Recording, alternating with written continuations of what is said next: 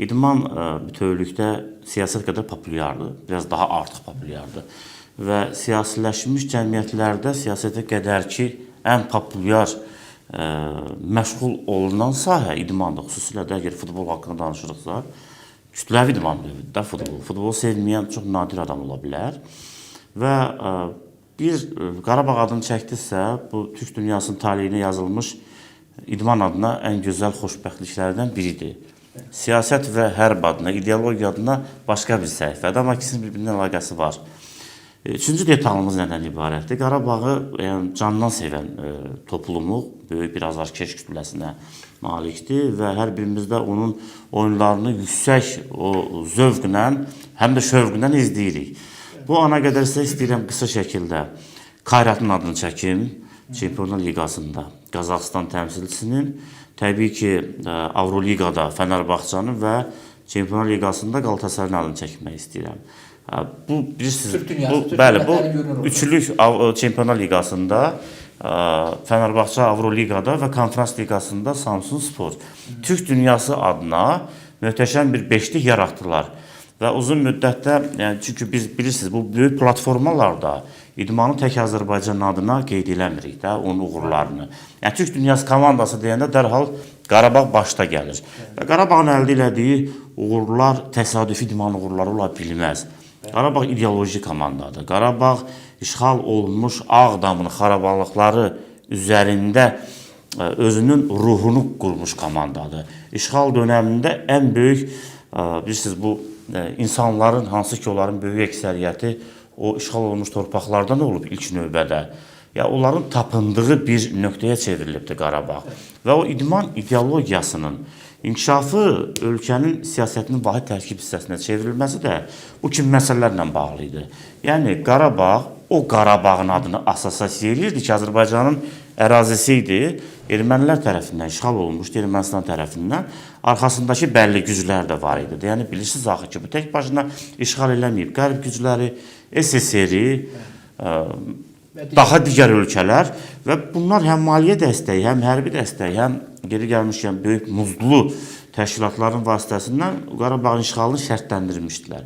Ona görə Qarabağ komandası özündə o hekayələri də daşıyır.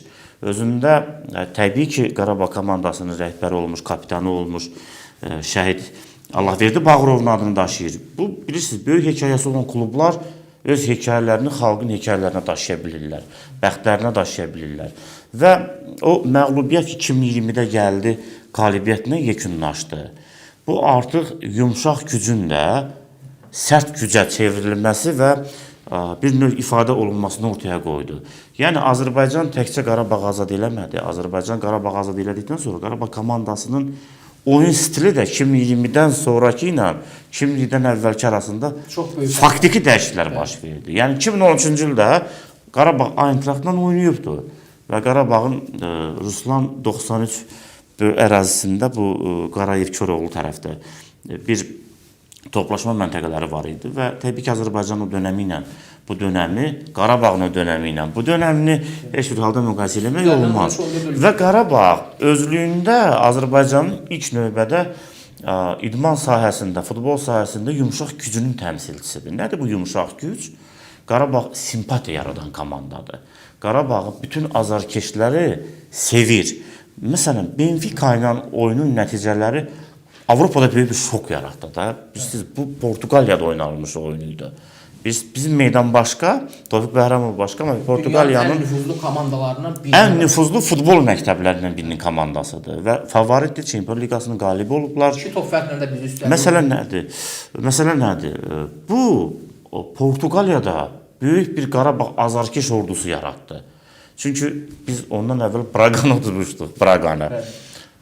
Və o qalibiyyət elə bil ki, Braqa ilə Benfica arasındakı konfliktlər də gündəmə gətirdi. Adamlar 100 illik klublardır.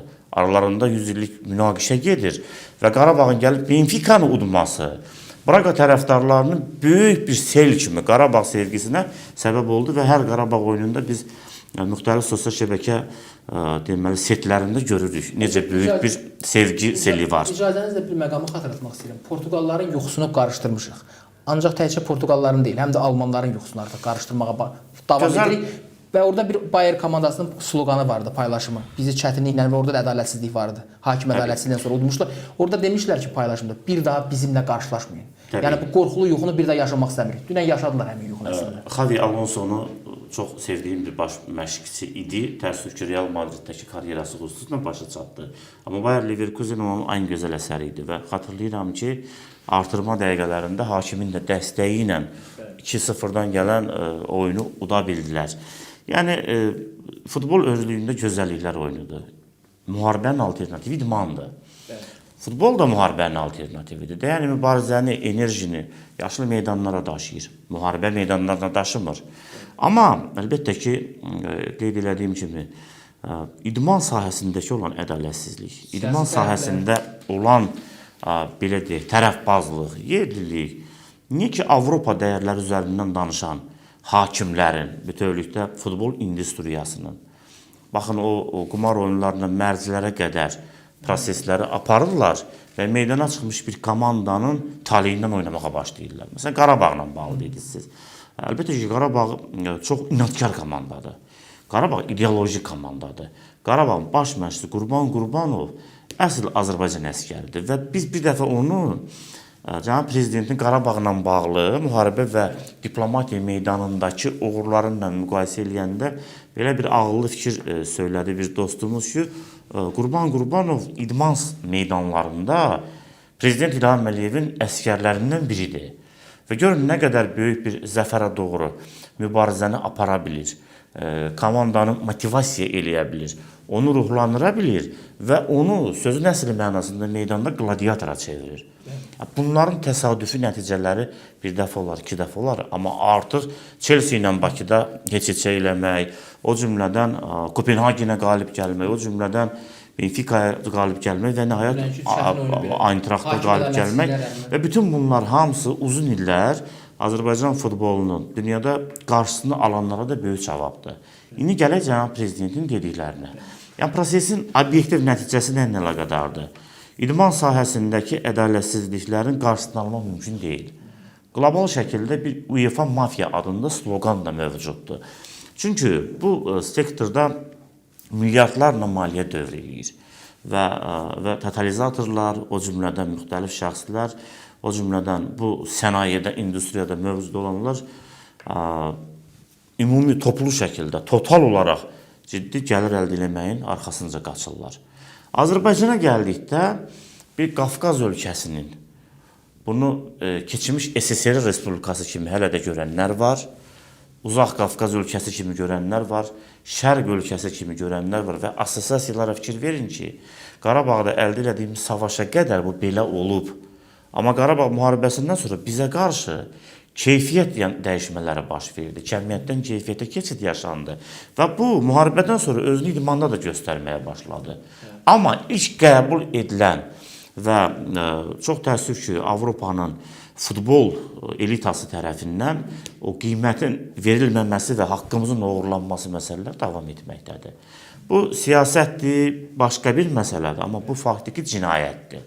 Və təxribatın cinayətinin arxasında dayanan qüvvələrə ki, Cənab Prezident dedi ki, o hakim ədalətsizliklərinə rəğmən Qarabağ qalib gəldi, deməli Qarabağ təkcə rəqib futbolçulara qarşı da savaşmır. Bu, UEFA'ya qarşı da savaşır, hakim ordusuna da qarşı savaşır, VAR-a qarşı savaşır, AVAR-a qarşı savaşır və bütövlükdə kompleks şəkildə bu döyüşün qalibiyyətlə sonlanması üçün canını meydanda qoymuş oldu. Dünənki qələbənin yeri gəlmişkən, biz onu qeyd elədik Azərbaycanın yumşaq gücü kimi, dünənki qələbənin sədası bizi növbəti 24-lük raunda çıxartmaq üçündür. Mən inanıram ki, bəs eləyəcək. Şübhəsiz ki, qarşıda Liverpool'la oyun var. Amma bu da qəribə bir şeydir ki, idman şərhçiləri mənə bağışlasın.